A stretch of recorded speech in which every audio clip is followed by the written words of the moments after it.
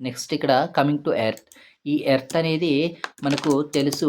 ఈ ఎర్త్‌లోనే ఈ లైఫ్ అనేది ఎందుకు ఎగ్జిస్ట్ అంటే ఇక్కడ ఉన్నటువంటి టెంపరేచర్ ఇక్కడ ఈ టెంపరేచర్ అనేది చాలా ఎక్కువగా ఉండదు. చాలా తక్కువగా ఉండదు. ఎందుకంటే భూమి అనేది సూర్యుని నుంచి చాలా దూరము ఉండదు. చాలా దగ్గరగా కూడా ఉండదనమాట. సో, దీని నుంచి మనకి అనుకూలమైనటువంటి వాతావరణం ఏర్పడుతుంది. ఈ వాతావరణం వల్ల మనం మనం ఈ భూమి మీద జీవించగలం. అలాగే ఈ భూమి అనేది మనకి వాటర్‌ని ప్రొవైడ్ చేస్తుంది. మనకి కావాల్సినటువంటి ఆక్సిజన్‌ని కూడా మనం ఈ భూమి మీద అవైలబుల్ ఉంది. కాబట్టి ఈ టెంపరేచరు, వాటరు, ఈ ఎయిరు ఇలాంటి కండిషన్స్ వల్ల భూమి మీద జీవితం అనేది కొనసాగడానికి కారణం అవుతుంది. ఇది సూర్యుని నుంచి ఉన్నటువంటి దూరం ప్రధానమైన పాత్ర పోషిస్తుంది.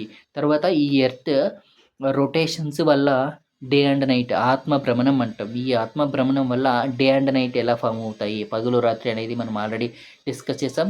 తర్వాత ఇది సూర్యుని చుట్టూ తిరగడం వల్ల 23.5 డిగ్రీస్ టిల్ట్‌తో సూర్యుని చుట్టూ తిరగడం వల్ల సీజన్స్ ఎలా ఫార్మ్ అవుతున్నాయి అనేది కూడా మనం already hour earth in solar system అనే పాఠంలో చెప్పడం జరిగింది.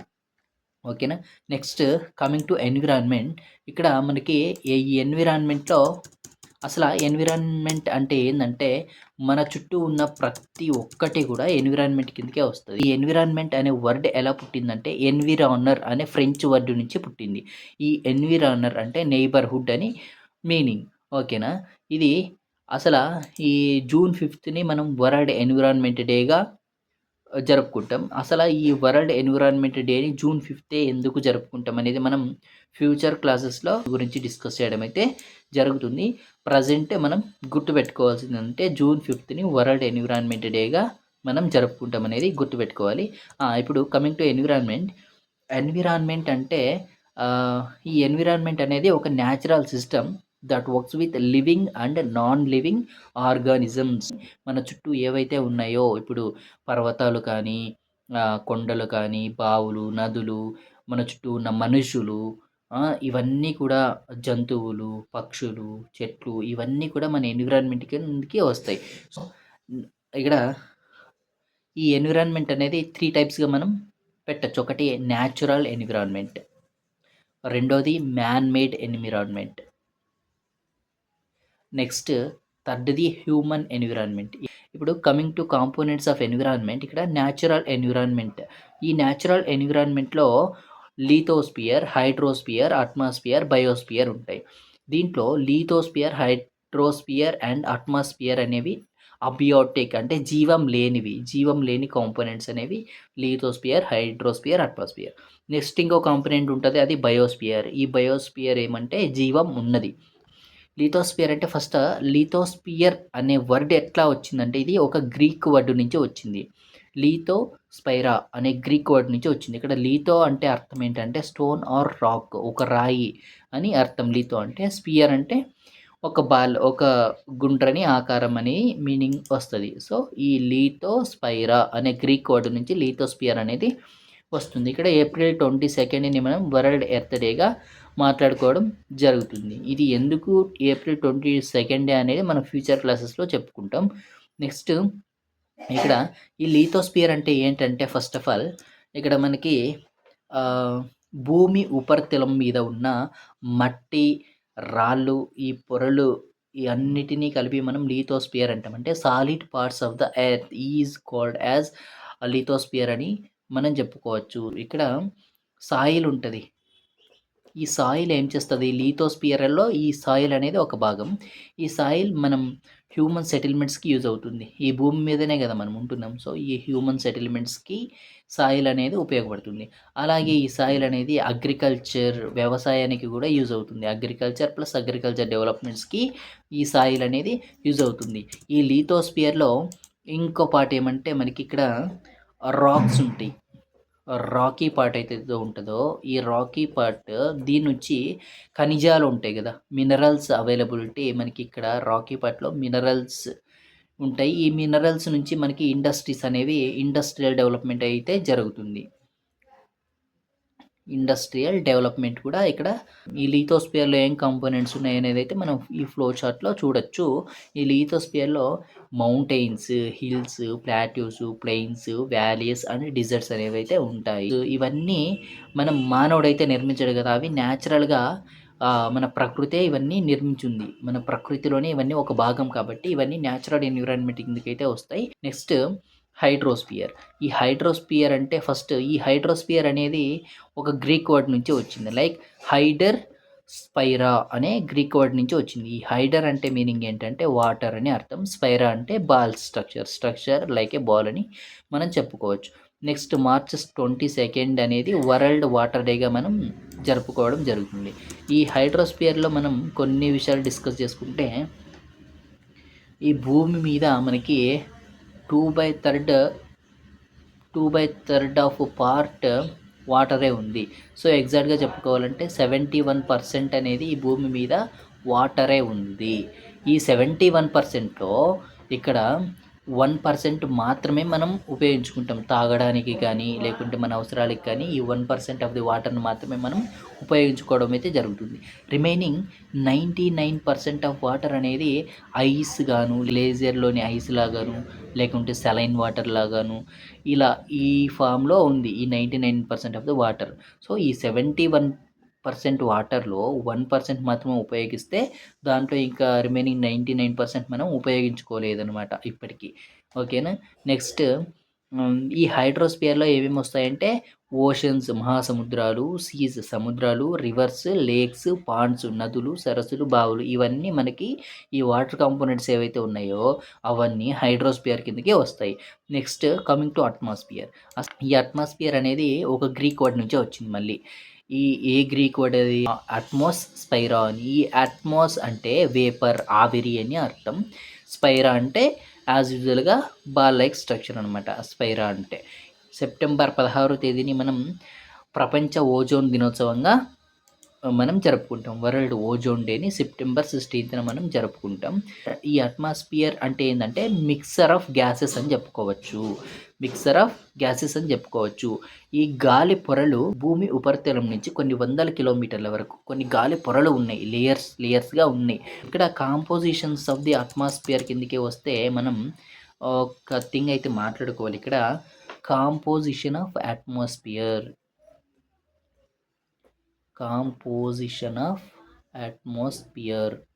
ఈ కాంపోజిషన్లో ఏముంటుందంటే, ఒకటి 78% నైట్రోజన్ ఉంటుంది. ఈ నైట్రోజన్ అనేది 78% ఉంటుంది. నెక్స్ట్ 21% ఆక్సిజన్ వాయువు ఉంటుంది.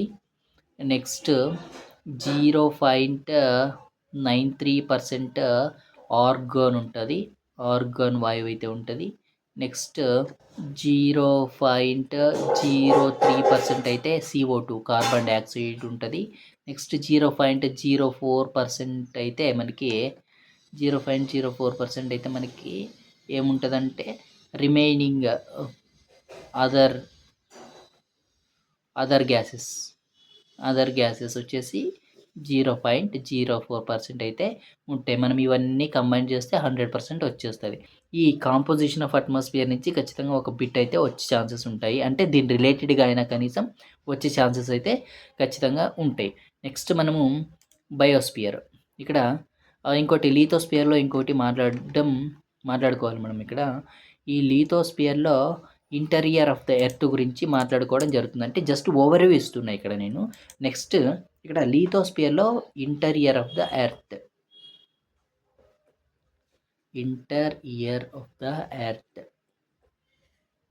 ఈ ఇంటీరియర్ ఆఫ్ ద ఎర్త్లో క్రస్ట్, మ్యాంటల్, కోర్ అనేవి అయితే ఉంటాయి. ఇక్కడ భూమి ఇలా ఉంటే భూమి అనేది పొరలుగా ఉంటుంది. ఈ పైన పొర ఏదైతే ఉందో దీన్ని క్రస్ట్ అంటాం. నెక్స్ట్ ఈ మిడిల్ లేయర్ని మనం మ్యాంటిల్ అంటాం. నెక్స్ట్ ఈ లోపల ఉన్న పొరని మనం ఏమంటామంటే కోర్ అంటాం. ఇక్కడ క్రస్ట్, మ్యాంటల్, కోర్ అనేవి ఎంత భూమిలో విస్తరించి ఉన్నాయి అంటే, క్రస్ట్ అనేది భూమి పైపొర అని చెప్పాం కదా! సో, భూమి ఉపరితలం నుంచి ఎంత లోతు వరకు, ఎన్ని కిలోమీటర్ల వరకు ఈ క్రస్ట్ అనేది వ్యాపించి ఉంది, విస్తరించి ఉందని మాట్లాడతాం. మ్యాంటెలు, కోరు అనేది కూడా ఎన్ని కిలోమీటర్స్ మేర మన భూమి ఆకారంలో విస్తరించి ఉందనేది మనం ఫ్యూచర్ క్లాసెస్‌లో మాట్లాడదాం. అవి చాలా ఇంపార్టెంట్. ఇక్కడ మనం జస్ట్ ఓవర్‌వ్యూ ఇస్తున్నా. క్రస్ట్ అంటే ఏంటిది? మ్యాంటిల్ అంటే ఏంటిది? కోర్ అంటే ఏంటిదని. భూమిలో 3 పొరలుంటాయి. వాటిని ఇట్లా మనం మళ్ళీ కోర్‌ని ఔటర్ కోర్, ఇన్నర్ కోర్ అని పెట్టొచ్చు. నెక్స్ట్ మ్యాంటిల్‌ని కూడా 2 పార్ట్స్‌గా డివైడ్ చేయడం అయితే జరుగుతుంది. ఫ్యూచర్ క్లాస్‌లో డిస్కస్ చేయడం జరుగుతుంది. ఎందుకంటే ఇక్కడే డిస్కస్ చేయొచ్చు. కానీ మనకి వీడియో అనేది లెంత్ ఎక్కువైపోతుంది. ఓకేనా? నెక్స్ట్ కమింగ్ టు అట్మాస్ఫియర్ అయిపోయింది కదా! Next biosphere. ఈ బయోస్ఫియర్ ఇక్కడ అట్మాస్ఫియర్‌లో ఇంకొకటి మాట్లాడొచ్చు. లిథోస్ఫియర్ లాగా మనం ఇంటీరియర్ ఆఫ్ ది ఎర్త్ ఎలాగుందో అట్మాస్ఫియర్‌లో కూడా భూమి ఉపరితలం మీద కొన్ని లేయర్స్ ఉంటాయి. ఆ లేయర్స్ ఏమంటే troposphere,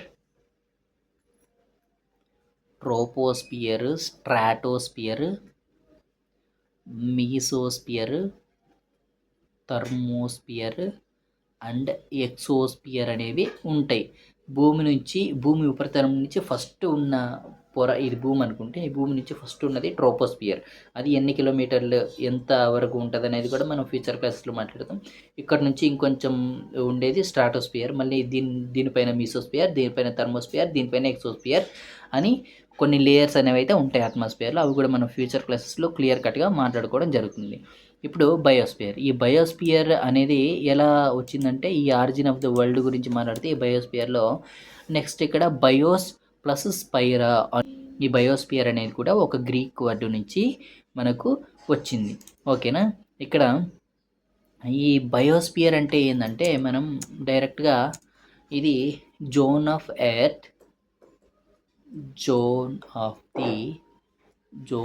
the earth where lithosphere, hydrosphere, atmosphere exist అని చెప్పొచ్చు. ఈ లిథోస్ఫియరు, హైడ్రోస్ఫియరు, అట్మాస్ఫియర్ కలయిక ఉన్న జోన్ని మనం బయోస్ఫియర్ అని చెప్పొచ్చు. ఈ బయోస్ఫియర్‌లో ఏమేమి కాంపోనెంట్స్ ఉంటాయంటే హ్యూమన్స్ అయ్యుండొచ్చు, బర్డ్స్, ఇన్సెక్ట్స్, ప్లాంట్స్, యానిమల్స్ ఇవన్నీ కూడా మనకి బయోస్ఫియర్ కిందకైతే వస్తాయి. ఓకేనా? నెక్స్ట్ మనం ఇక్కడి వరకు ఏమైందంటే న్యాచురల్ ఎన్విరాన్మెంట్ అనేది కంప్లీట్ అయిపోయింది. ఈ ఎన్విరాన్మెంట్‌లో సెకండ్ టైప్ ఏమంటే హ్యూమన్ ఎన్విరాన్మెంట్ అనమాట. ఈ హ్యూమన్ ఎన్విరాన్మెంట్ అంటే ఏమంటే, హ్యూమన్ సెటిల్మెంట్ స్టార్ట్ అయిన తర్వాత మానవుడు ఒకరి మీద ఒకరు డిపెండ్ అవ్వడం జరిగింది. ఈ ఒకరి మీద ఒకరు డిపెండ్ అయ్యి హ్యూమన్ ఎన్విరాన్మెంట్‌ని క్రియేట్ చేసాం. ఈ హ్యూమన్ ఎన్విరాన్మెంట్‌లో ఎవరుంటారంటే ఇండివిడ్యువల్ నుంచి ఫ్యామిలీ ఏర్పడుతుంది. ఈ ఫ్యామిలీ నుంచి ఒక కమ్యూనిటీ, ఈ కమ్యూనిటీ నుంచి రిలీజియన్ అనేటివి ఫామ్ అవుతాయి. తర్వాత ఈ మనిషికి కావాల్సినటువంటి పొలిటికల్, ఎకనామికల్ ఇట్లాంటి సిచ్యుయేషన్స్ అన్నిటినీ మనం హ్యూమన్ ఎన్విరాన్మెంట్ అని చెప్పవచ్చు. సో, హ్యూమన్ ఎన్విరాన్మెంట్‌లో ఉన్నటి కాంపోనెంట్స్ ఏమంటే individual, family, community, religion, political and economical situations ఇలాంటివన్నీ మనకి హ్యూమన్ ఎన్విరాన్మెంట్ కిందకైతే వస్తాయి. నెక్స్ట్ థర్డ్ కాంపోనెంట్ ఏందంటే మ్యాన్ మేడ్ ఎన్విరాన్మెంట్. ఈ మ్యాన్ మేడ్ ఎన్విరాన్మెంట్ అంటే ఏందంటే, సో మనిషి ఇంతకుముందు అయితే నేచర్ ఎక్కడ దొరికితే అక్కడెళ్ళి నివసించేవాడు. మనకి వాటర్ కావాలనుకుంటే ఆదిమానవుడు ఏం చేసేవాడు? బావులు, నదులు ఎక్కడున్నాయో అక్కడెళ్ళి జీవించేవాడు. ఫుడ్ కావాలనుకుంటే ఎక్కడైతే ఫుడ్ దొరుకుతుందో అక్కడెళ్ళి జీవించేవాడు. కానీ ఇక్కడ మనిషి స్థిరంగా ఒకచోట నివసించడం స్టార్ట్ అయినప్పటి నుంచి ప్రకృతిని తనకి అనుగుణంగా మార్చుకోవడం స్టార్ట్ చేస్తాడు. సో, మానవుడు తన యాక్షన్ వల్ల ప్రకృతిని మార్చుకొని ఏవైతే ఎన్విరాన్మెంట్‌ని మన చుట్టుపక్కల ఉన్న వాటిని ఏర్పాటు చేసుకోగలిగాడో వాటినన్నిటిని మనం మ్యాన్ మేడ్ ఎన్విరాన్మెంట్ అంటాం. ఫర్ ఎగ్జాంపుల్ దీంట్లో రోడ్స్, పార్క్స్, ఇండస్ట్రీస్, బ్రిడ్జెస్ ఇవన్నీ కూడా మ్యాన్ మేడ్ ఎన్విరాన్మెంట్ కిందకైతే వస్తాయి.